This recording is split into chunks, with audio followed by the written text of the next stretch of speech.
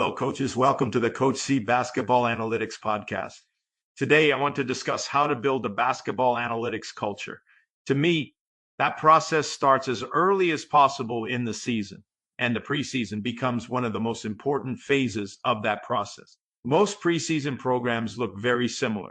They include conditioning, strength training, shooting drills, defensive drills, and fundamental work. All of those things are important. But I believe one important question often goes unanswered. Are we preparing our players to execute a basketball analytics style of play? When two teams prepare in similar ways, superior talent is more likely to decide the outcome. If we truly want to level the playing field, our preparation has to be different. Not different for the sake of being different. Different because it is built around a basketball analytics philosophy designed to create a competitive advantage, level the playing field, and bridge the talent gap. To me, every preseason should begin with purpose. Before the first practice is planned, the coach has to visualize how he wants his team to play and then prepare the players for it. Without that vision, the rest of the preparation becomes disconnected. The coach needs to know the tempo, the defensive identity, the offensive identity, and the numerical objectives that give the team the best opportunity to win. That vision should shape everything that follows. But before the physical work begins, players must understand the purpose behind the work. That is where individual meetings and team meetings become essential.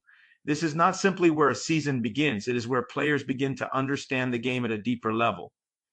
It is where basketball IQ begins to develop. In those meetings, players first need to understand the key numbers that can tilt the game.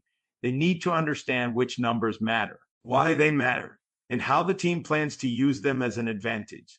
Only then can players fully understand the team's philosophy, their individual responsibilities, and the numerical goals connected to their role. Their roles no longer remain subjective. They become measurable. The numbers provide guidance. They help players understand what they need to do, how their performance will be evaluated, and how their individual contribution connects to the team's collective objectives. Players stop simply participating in practice.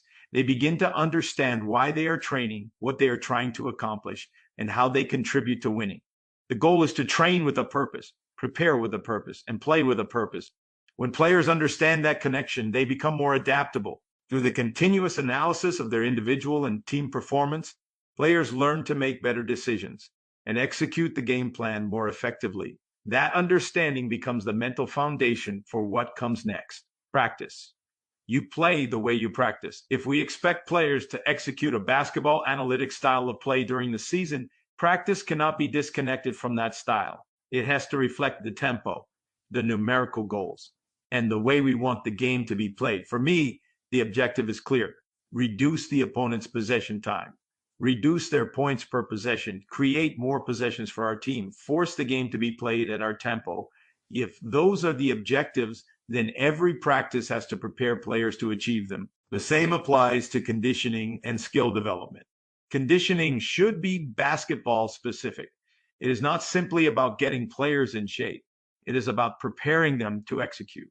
If the goal is full court pressure, passing lane denial, aggressive rebounding, fast break basketball, and continuous positionless transition offense, then the conditioning, the drills, and the speed of execution have to prepare players for that reality. The work has to be done on the basketball floor, with the ball, with basketball movements, at basketball speed. We do not want to train basketball players like soccer players or football players. The sprinting distances, the recovery periods, the changes of direction, and the speed of execution must all be adaptable to basketball numerical logic. If you train slow, you will play slow. The drills have to simulate the speed and actions required in real game situations, not through repetitive plays and predictable patterns, but through the continuous flow of a full court game. Players must be prepared to pressure, react, recover, run, pass, finish, defend, and make quick decisions without losing control. For me, that connects to the 4Ds: destroy, disrupt, deny, dictate. Defensively, that means taking away the opponent's rhythm, balance, and flow, reducing possession time, forcing difficult decisions, and making them play under constant pressure. Offensively, if the philosophy is a fast, positionless transition offense, players must be trained to attack the first quality scoring opportunity within their area of strength. They must make decisions at game speed. They must create scoring opportunities during every phase of transition. They must also force the opponent's best players to defend in uncomfortable areas away from the basket. Nothing in practice should be disconnected from the philosophy. Every drill should reinforce it. Every drill should prepare players to execute it. Practice should develop proactive basketball, not reactive basketball. Practice should also be measured.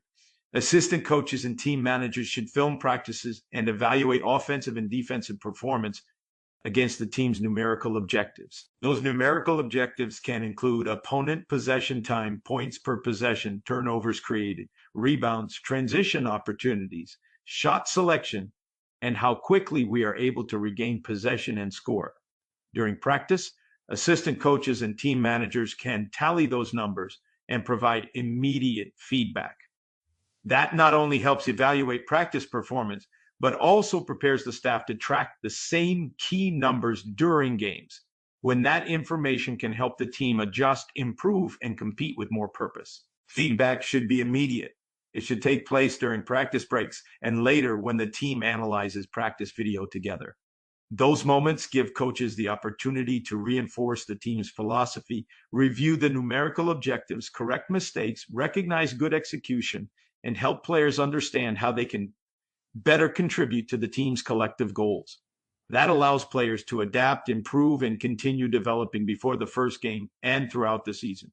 As players receive continuous feedback, they deepen their understanding of the game. They improve their basketball IQ. They refine their decision-making, and they strengthen their contribution to the team's goals. I see the game like an orchestra. The head coach is the maestro. The players are the different sections of the orchestra. Each player has a role. Each player has a responsibility. Each player must understand how his individual performance contributes to the whole. When the head coach brings all those pieces together, the team performs as one. That is what building a basketball analytics culture should produce. Not simply better conditioned players, but smarter players, more adaptable players, more connected players, players who understand the game, players who understand their roles, players who understand how their individual goals help achieve the team's collective goals. This is not theory.